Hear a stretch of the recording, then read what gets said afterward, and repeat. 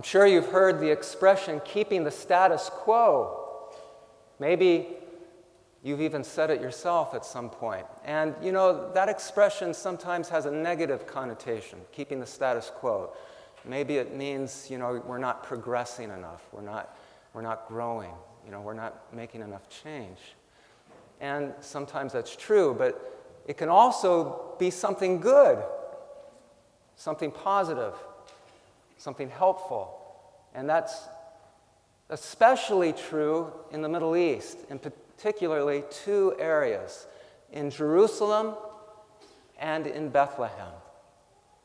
For 250 years, there has been an understanding, a codified document called the status quo rule that has been in place for various groups, specifically among the Christian communities, and then among, you know, as they interact with each other, and then among the Christians and the Jews, and then the Christians and the Muslims, regarding religious sites in those two areas, so that they can keep the peace.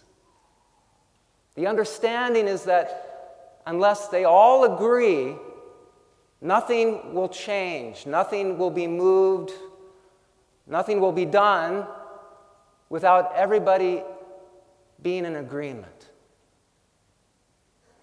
Most of those religious places have to do with the interaction with Christian communities and Christian places. The two famous places, in particularly, are the churches of the Holy Sepulchre and the Church of the Nativity. And the 6 religious communities that are involved, the 3 major churches are the Greek Orthodox, the Roman Catholics, and the Armenian Apostolic churches. And then the minor churches are the Coptic Orthodox, the Syriac Orthodox, and the Ethiopian Orthodox. These are the ancient liturgical churches. And when I say major and minor, I don't mean that one's more important than the other. I mean that they all lay a claim to these religious sites. And if they're a major, that means that they have more, they claim more space in these sites. And so for 250 years, they've had this status quo in order to keep the peace. Because if something moves, there's big arguments. Just to give you an example. Just a few years back, there was a situation in the Church of the Holy Sepulchre. Every space is claimed, even the roof. And among the minor churches, they're trying to get space, even if it's just a closet-sized space. And so they have, among the Coptics and the Ethiopians, they have space claimed on the roof. And so a few years back, they had the case of the roof chair. And so the Coptics, they were up there, some of the monks, and it was a sunny, hot day, and one of the monks wanted to move his chair into the shade. But the problem was that the shade was in that area that was claimed by the Ethiopians. And you can't move that chair unless you get the agreement of all the churches. That's going against the status quo, but he moved his chair into the shade. And that caused a ruckus. And a fight broke out between Christian monks. So bad that the Jerusalem police had to come and intervene. That's pretty bad. Now, not as bad as the Inquisition or the Crusades, but pretty bad. And so it's hard for them to even come to a decision or to make changes at all. There's a ladder. If you've ever been to the Church of the Holy Sepulchre, there's a ladder not far from the entrance that's been there since the 18th century. There's no significance to the ladder, but it's almost become a relic in and of itself because they can't come to an agreement on what to do with the ladder. And so it stays there. I'm sure some of the groups don't care what happens to the letter, but some do. But it keeps the peace. Don't change anything. Don't move anything. Unless everyone's in agreement. Now, thankfully, they came to an agreement to do some renovations in both those places. But then again, the Israeli government had to come in and force them to come to an agreement. But it's that status quo that I want us to think about. Sometimes it's not good. Sometimes it is good. But I want us to think about how it applies to us in faith. The status quo rule. Especially in regards to the second reading from the letter to the Hebrews, chapter 11. The whole chapter is about faith. The author begins by giving us a definition. Faith is the realization of what is hoped for, the evidence of things not seen.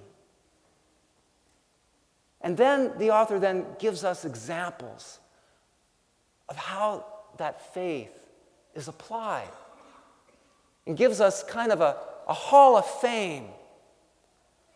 Heroes of faith in the Old Testament. Now, we don't hear all of it. At the beginning, the author begins with people from way back, like Abel and Enoch and Noah, and using words to describe them, such as Abel was one who offered and sacrificed himself. That Enoch was one who was pleasing to God. That Noah listened to God. Can you imagine if Noah had not listened to God? If Noah had kept the status quo like everybody else had done, we would never have had the ark. And then it goes on to even bigger names. Abraham, of which we hear in our proclamation. Abraham is called the father of faith. And words that are used to describe that faith of Abraham. That Abraham obeyed. That Abraham set out. That Abraham trusted. These are attributes of faith that Abraham obeyed, even though he did not understand what God wanted him to do. That Abraham set out. He left his homeland. He stepped out of what was his comfort zone and went to a place that he knew not. And he trusted God. All this disruption, but he was willing to make that change. And then it continues with other great names like Moses. We've all heard of Moses. Other people from the book of Judges, people like Gideon and Samson. Other names like David and Samuel and Rahab and others as well. The author is giving us examples of all these people who put their faith into action, that their faith was not idle.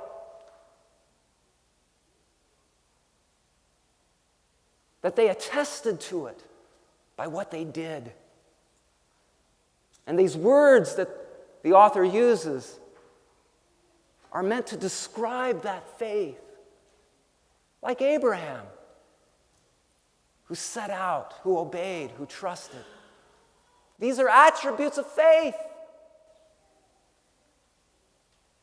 And so the author attests to this by showing this. And we are called to do the same. You know, tomorrow, in honor of all of our students coming back to school, our teachers as well. Sometimes I share with them this silly little story. Actually, it's a Sufi story. It's about these frogs that are traveling, some of the kids might even remember, traveling in these woods, and they're along. But then two of the frogs fall into this deep pit. And it's so deep, they can't get out. They try. The other frogs, they gather around the hole, and they're looking down, and they're watching these other two frogs try as they might to get out, but it's just too high. But they're trying. But the other frogs are looking down, and after a while, they finally yell down to them, "Give up. It's no use. You'll never get out."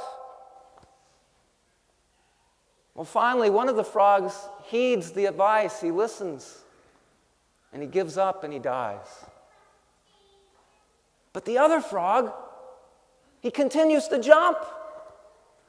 And with each time, he jumps a little bit farther, a little bit stronger, while the whole time the other frogs are yelling at him, "Quit jumping! Quit trying! You'll never make it!" Until finally that frog has enough effort and enough strength that he jumps out and he's able to get out of the hole. And the other frog said, "Why did you keep jumping? Why didn't you just listen to us?" And the frog said, "Oh, see, I'm kind of deaf. I thought you were encouraging me." I can use that story for a lot of different messages. But you know, that first frog, he kept the status quo. He listened to them and then he quit. He gave up. He had no faith, no hope, no trust, no courage. And he died. But the other frog, even though he was deaf, he did have faith. He had hope. He trusted. He did not give up. And he put it into action. And he lived.